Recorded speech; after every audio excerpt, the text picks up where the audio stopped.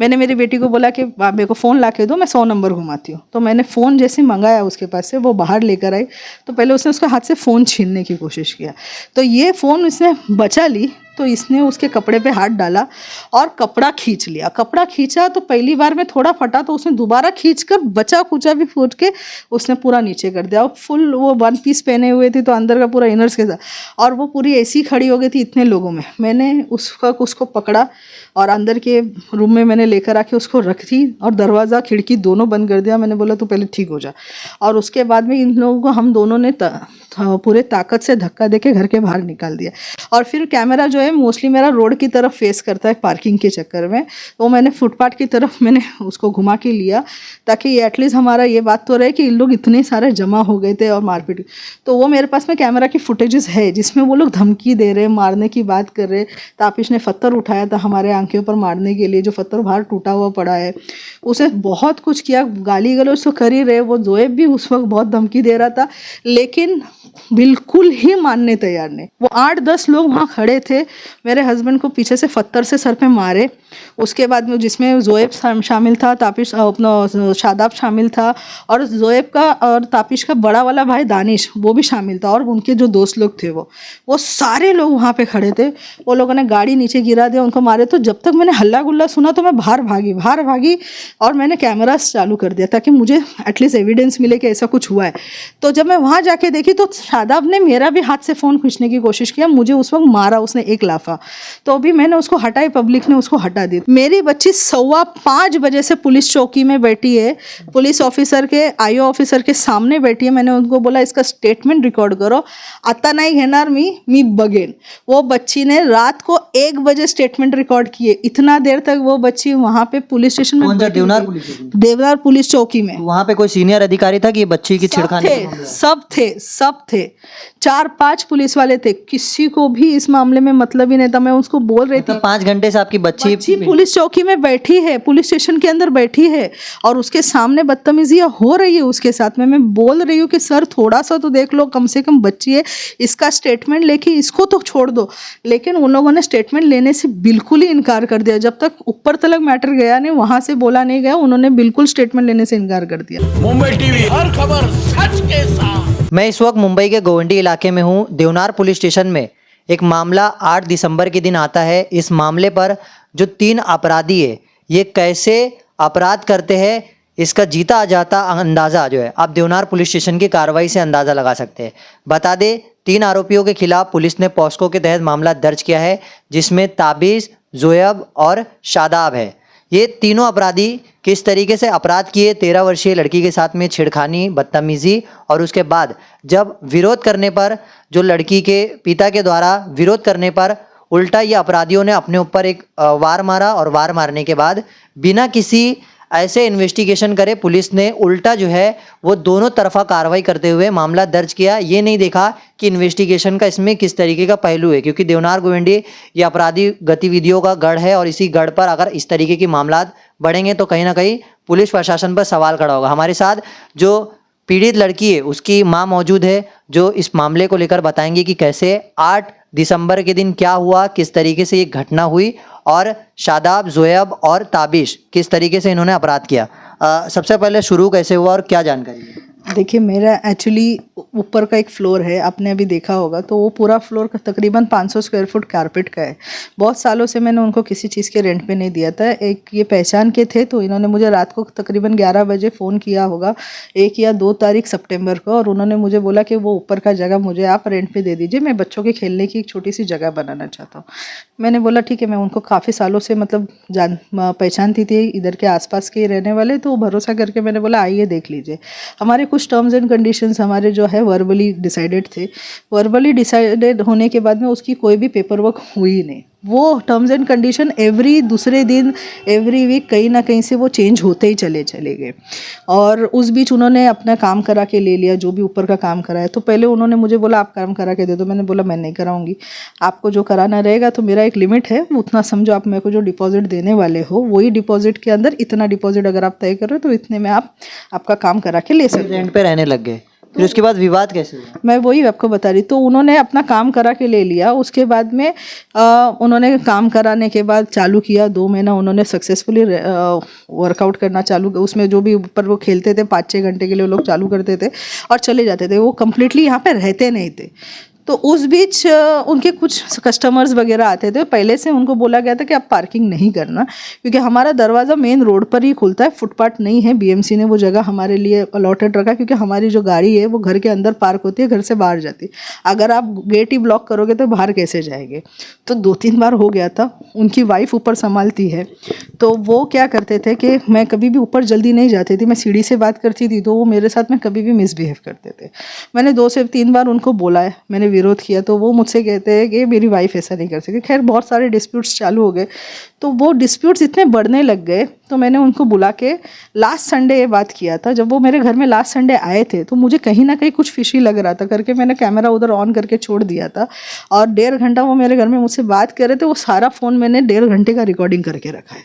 अब वो जब चले गए, उसके 2-3 दिन तक सब चीज़ें सही चलती रह गई, और मैंने उनको बताया भी कि किस तरीके से जोएब और उनकी वाइफ मेरे साथ में थोड़ा मिसबिहेव करते, तो मैंने उनको दे भी दिया था। उनको कैमरा के अंदर थोड़ा बहुत कॉन्वर्जेशन आया था, वो बात हम लोगों ने सेटल डाउन किया, लेकिन हम लोगों ने डिसीजन बना दिया था। हमने उनके बड़े भाई को भी बोला था कि हमने खाली करने के लिए, खाली करा दो, आपका जो भी बनता है वो लो और आप जाओ।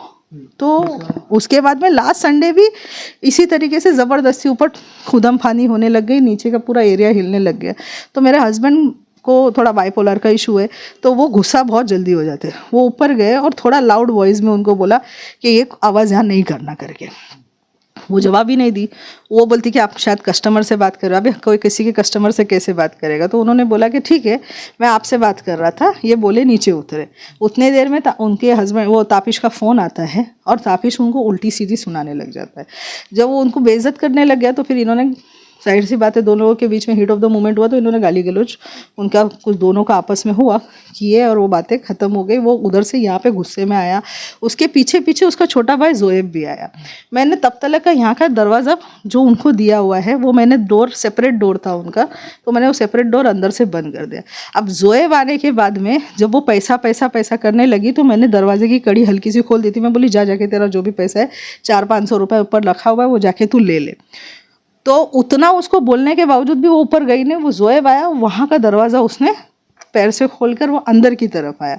अंदर आने के बाद में अभी सभी अंदर घुसे हुए थे, झगड़े चल रहे थे। मैंने इसको बोला कि मेरे को फ़ोन ला के दे, मैं पुलिस बुला के लेती हूँ। मेरी बेटी को मैंने मेरी बेटी को बोला कि मेरे को फ़ोन ला के दो, मैं 100 नंबर घुमाती हूँ। तो मैंने फ़ोन जैसे मंगाया उसके पास से, वो बाहर लेकर आई, तो पहले उसने उसके हाथ से फ़ोन छीनने की कोशिश किया। तो ये फ़ोन उसने बचा ली, तो इसने उसके कपड़े पे हाथ डाला और कपड़ा खींच लिया। कपड़ा खींचा तो पहली बार में थोड़ा फटा, तो उसने दोबारा खींचकर बचा कुचा भी फूट के उसने पूरा नीचे कर दिया। और फुल वो 1 पीस पहने हुए थे, तो अंदर का पूरा इनर्स के साथ, और वो पूरी ऐसी खड़ी हो गई थी इतने लोगों में। मैंने उसको पकड़ा और अंदर के रूम में मैंने लेकर आके उसको रख दी, और दरवाज़ा खिड़की दोनों बंद कर दिया। मैंने बोला तू पहले ठीक हो जा। और उसके बाद में इन लोगों को हम दोनों ने पूरे ताकत से धक्का देके घर के बाहर निकाल दिया। और फिर कैमरा जो है मोस्टली मेरा रोड की तरफ फेस करता है पार्किंग के चक्कर में, तो मैंने फुटपाथ की तरफ मैंने उसको घुमा के लिया, ताकि एटलीस्ट हमारा ये बात तो रहे कि इन लोग इतने सारे जमा हो गए थे और मारपीट। तो वो मेरे पास में कैमरा की फुटेजेस है जिसमें वो लोग धमकी दे रहे, मारने की बात कर रहे। तापिश ने पत्थर उठाया था हमारे आंखों पर मारने के लिए, जो पत्थर बाहर टूटा हुआ पड़ा है। उसे बहुत कुछ किया, गाली गलौज तो कर ही रहे। वो जोएब भी उस वक्त बहुत धमकी दे रहा था, लेकिन बिल्कुल ही मानने तैयार नहीं। फिर वो सब मामले को लेकर पुलिस स्टेशन गए? मैं उस मामले में को लेके, तब तक पुलिस आ चुकी थी, तो मैं पुलिस को लेके चली गई। माँ पुलिस स्टेशन में जाने के बाद में जब मैं उनसे बात करने लगी, तो इनके कोई ससुर जो है वो बीएमसी में ऑफिसर है, पता नहीं क्या है, इधर से ऑलरेडी फ़ोन जा चुका था। पुलिस वाले मेरी सुनने तैयार नहीं। कितना देर पुलिस स्टेशन थे आप? मैं तकरीबन आधा पौना घंटा वहाँ पे सिर्फ अपने एनसी लिखने के लिए थी। उसके बाद में जो साहब है, पगारे साहब, जो उस वक्त ऑन ड्यूटी थे, उन्होंने बुला के बोला देखो मैडम, आपका जो भी सिविल डिस्प्यूट है वो यहाँ सॉर्ट आउट कर लो, और दोबारा मारपीट होना नहीं चाहिए। मैं बोली sir civil dispute sort out होगा, मैं घर खाली करवा दूँगी उनका, 2 महीना आप खाली करके चले जाओ, आपका मैं डिपॉजिट आपको दे दूँगी, बाकी मेरे को कुछ लेना देना है नहीं। और लेकिन मेरी बेटी स्टेटमेंट देगी, मैंने तकरीबन उनको ये बात बोल दी थी 5 बजे के आसपास। तो बोले हाँ हाँ वो आपको जो करना है कर लो। तो वो सब लोग उनके पगारे साहब के ऑफिस में गए, बोलने के लिए उसको स्टेटमेंट देने के लिए मना करो। तो उन्होंने कुछ बोला, क्या बोला मुझे पता। कितना देर हो गया था फिर आपको ये सब मामले में? 2 मिनट भी नहीं हुआ होगा। मैंने बाहर निकल के मेरे हस्बैंड को बोली जाओ जाके बेटी को लेकर आ जाओ आप। तो मेरे हस्बैंड बेटी को लाने के लिए गाड़ी से लेके बाहर निकले, बाइक लेके बाहर निकले। तो वहाँ बाहर उनको ऑलरेडी बोल दिया था कि ये बेटी लाने जा रहा है। तो तकरीबन 8-10 लोग, जैसे मैंने आपको वीडियो बताया, वो 8-10 लोग वहाँ खड़े थे। मेरे हस्बैंड को पीछे से पत्थर से सर पे मारे। उसके बाद में जिसमें जोएब शामिल था, तापिश अपना शादाब शामिल था, और जोएब का और तापिश का बड़ा वाला भाई दानिश वो भी शामिल था, और उनके जो दोस्त लोग थे वो सारे लोग वहाँ पे खड़े थे। वो लोगों ने गाड़ी नीचे गिरा दिया, उनको मारे। तो जब तक मैंने हल्ला गुल्ला सुना तो मैं बाहर भागी और मैंने कैमरास चालू कर दिया ताकि मुझे एटलीस्ट एविडेंस मिले कि ऐसा कुछ हुआ है। तो जब मैं वहाँ जाके देखी तो शादाब ने मेरा भी हाथ से फ़ोन खींचने की कोशिश किया, मुझे उस वक्त मारा उसने एक लाफा। तो अभी मैंने उसको हटाई, पब्लिक ने उसको हटा दी। थोड़े देर के बाद में ऐसा हो गया कि मैंने मेरे हस्बैंड को बोली जब तक ये मगजमारी चालू है तुम जाओ बच्ची लेकर आओ, लेट मत करो। तो मेरे हस्बैंड उठे, बच्ची लाने के लिए चले गए। तो ये लोगों ने गाड़ी तैयार किया और ये भी चले। वो भी मेरा उस वक्त भी फ़ोन की रिकॉर्डिंग ऑन थी, जो उन लोगों को नहीं। फिर वो बच्चे को लेके आए पुलिस स्टेशन? तो बच्चे को लाने के लिए जब वो पुलिस स्टेशन आए, मैं पीछे रिक्शा में उनको फॉलो की, क्योंकि मैंने देखा ये लोग भी पीछे गए। तो यहाँ आके मेरे घर के बाहर भी वो लोगों ने फिर वही तरीके से सबने फिर मिलके उनको मारा। तो भी फिर मैंने वहाँ से उनको उठाई, मेरे साथ में भी मारपीट किया, और हम लोग वहाँ से किसी तरीके से बच के फिर आए, बच्ची को लिए, फिर वापस जब पुलिस स्टेशन गए। मेरी बच्ची 5:15 बजे से पुलिस चौकी में बैठी है, पुलिस ऑफिसर के आईओ ऑफिसर के सामने बैठी है। मैंने उनको बोला इसका स्टेटमेंट रिकॉर्ड करो, आता नहीं घेणार मी बगेन। वो बच्ची ने रात को 1 बजे स्टेटमेंट रिकॉर्ड किए। इतना देर तक वो बच्ची वहाँ पे पुलिस स्टेशन में, देवनार पुलिस चौकी में। वहाँ पे कोई सीनियर अधिकारी था कि बच्ची की छिड़खानी?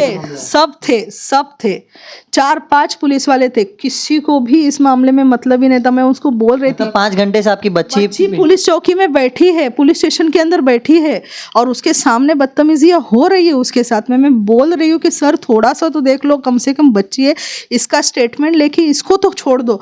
लेकिन उन लोगों ने स्टेटमेंट लेने से बिल्कुल ही इनकार कर दिया। जब तक ऊपर तक मैटर गया नहीं, वहां से बोला नहीं गया, उन्होंने बिल्कुल स्टेटमेंट लेने से इनकार कर दिया।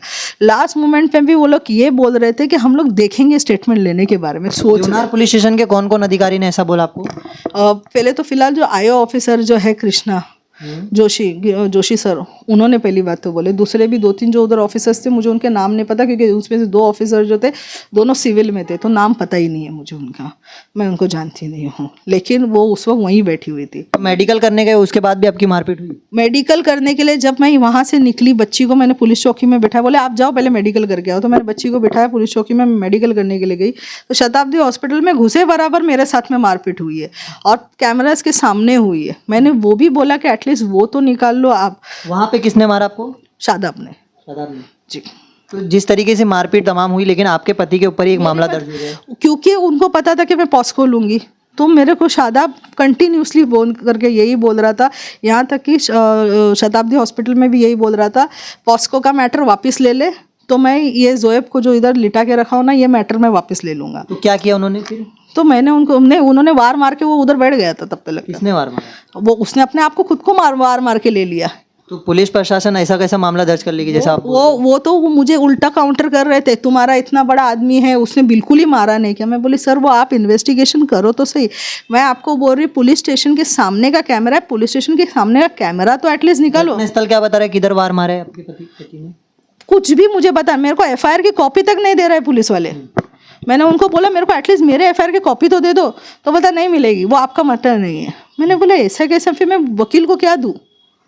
तो ये जो मामला हुआ है, अब इसके बाद ये आरोपी कहाँ है और आपके पति पर अभी किस तरीके का? मेरे हस्बैंड को तो उन्होंने पीसी में रखा था। तो अभी मेरे हस्बैंड की तबीयत उसी वक्त बहुत ख़राब हो गई थी, क्योंकि वो स्ट्रोक पेशेंट है, उनको लकवा मारा हुआ था, और उनको पता है कि वो लकवे से रिकवर कर रहे थे। इसी के लिए उन्होंने सब लोगों ने मिलकर उनके ऊपर हाथापाई किया, क्योंकि उनको पता है कि वो फिजिकली कमज़ोर थे। तो वो लकवा मारा हुआ पेशेंट है, उसको उन्होंने अभी फ़िलहाल तो जेजे हॉस्पिटल में एडमिट रखा है, क्योंकि वो मेडिकली अनफिट है। उनका बीपी 230/120 चल रहा है, जो कम होने को तैयार नहीं। देवनार पुलिस स्टेशन का ये रवैया और पुलिस प्रशासन जैसे जोन 5 डीसीपी में आता है, उनसे क्या मांगेंगे कि जो डीसीपी जोन 6 के हैं उनसे क्या मांगेंगे? सर मेरा सिर्फ इतना ही बोलना है कि बात सिविल मैटर थी, उसको क्रिमिनल ज़बरदस्ती बनाया गया ताकि वो चीज़ें जो है उनके फेवर में हो जाए। कुछ बड़े लोग हैं जो पॉलिटिकली कनेक्टेड लोग हैं जो उनको सपोर्ट कर रहे हैं, स्पेशली शादाब को, क्योंकि शादाब बीएमसी में कॉन्ट्रैक्टर है कचरा साफ़ करने का, और वो जो जोएब है जो मेन अक्यूज्ड उसके अंदर है, वो बंदा जो है उसका एम्प्लॉय है। देवनार पुलिस स्टेशन के अंतर्गत जो सीनियर अफसर है और डीसीपी जोन 6 के ये अंतर्गत आता है, उनसे क्या मांग रहे हैं? मेरी एक ही मांग है, एक बार रिवैल्यूएट करो। मेरे हस्बैंड के ऊपर झूठा केस डाला है उन्होंने, ना ही वो लोगों ने बताया कि कहाँ पे घटनास्थल हुई है, कब मारा, कौन से टाइम पे मारा, कौन उसका विटनेस है, मुझे कुछ भी बताया नहीं जा रहा है। एक बार रिवैल्यूएट करो उनकी कंप्लेंट, क्योंकि झूठी कंप्लेंट है सिर्फ इस बारे में क्योंकि मेरे पे वो प्रेशर डाला जा रहा है कि मेरे बच्ची का मैं पॉस्को हटा दूँ, बस इसलिए। तो मेरी एक ही मांग है देवनार पुलिस चौकी से भी, डीसीपी साहब से भी और सीनियर साहब से भी कि रिवैल्यूएट किया जाए इस कंडीशन को, क्योंकि जब वो लोग वहाँ आए थे तो सब वेल वर्स्ड कंडीशंस में थे। हाथापाई होने के बाद में उन्होंने अपने आप को खुद वार मार के लिया। मेरे हस्बैंड निहत्ते थे। कैमरास की चेकिंग प्लीज़ की जाए, क्योंकि ना पुलिस स्टेशन का कैमरा कोई चेक कर रहा है और ना ही शताब्दी हॉस्पिटल का। तो ये थे तमाम तरीके से देवनार पुलिस स्टेशन का रवैया, जिस तरीके से आपने सुना। हालांकि देवनार पुलिस स्टेशन जिस तरीके से सुर्खियों में रहता है आपराधिक गतिविधियों को लेकर, लेकिन इस मामले पर आप पीड़ित की जुबानी सुन रहे कि कैसे बेटी के साथ हुए अत्याचार की शिकायत करने वो देवनार पुलिस स्टेशन गई। वहाँ 5-6 घंटे तमाम तरीके से प्रोसेस करने के बावजूद देवनार पुलिस स्टेशन का रवैया एक पीड़ित नाबालिग बच्ची के साथ में ऐसा था कि कानूनी कार्रवाई तो उन्होंने किया, लेकिन ये कानूनी कार्रवाई का शिकार जो आरोपी थे उसके कैसे किया कि उस आरोपियों के द्वारा खुद उनके ऊपर, इनका कहना है, आरोप है कि उन्होंने अपने ऊपर वार मारा और इनके पति के ऊपर जो है एफआईआर दर्ज करवा दी। हालांकि बिना किसी सीसीटीवी इन्वेस्टिगेशन करे ये तमाम मामला तो दर्ज तो किया गया है। अब ये देखना है कि जोन 6 के डीसीपी इस मामले पर किस तरीके से गंभीरता से कार्रवाई करते हैं और इस मामले पे शोएब मिस्त्री, ताबिश मिस्त्री और शादाब अंसारी, ऐसे 3 नाम के तहत जो एफआईआर दर्ज हुआ है, इस एफआईआर को और जो है कैसे इन्वेस्टिगेशन करते हैं। कैमरामैन नाविद कुरैशी के साथ अफजल शेख, मुंबई टीवी।